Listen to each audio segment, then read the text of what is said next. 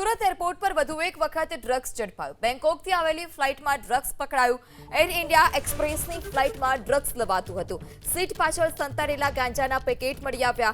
અંદાજે 1.90 કરોડની કિંમતનું ડ્રગ્સ મળી આવ્યું છે। શંકાને આધારે બે મુસાફરોની પૂછપરછ પણ કરવામાં આવી। ત્યારે એર ઇન્ડિયા એક્સપ્રેસની ફ્લાઇટમાં ડ્રગ્સ લાવવામાં આવતું હતું। બેંકોકથી આ ફ્લાઇટ આવતી હતી। સીટ પાછળ સંતાડેલા ગાંજાના પેકેટ મળી આવ્યા છે।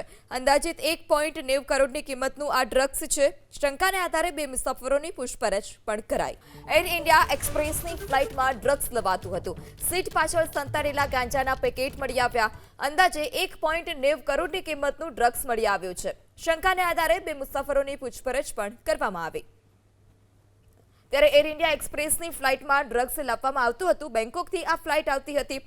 સીટ પાછળ સંતાડેલા ગાંજાના પેકેટ મળી આવ્યા છે।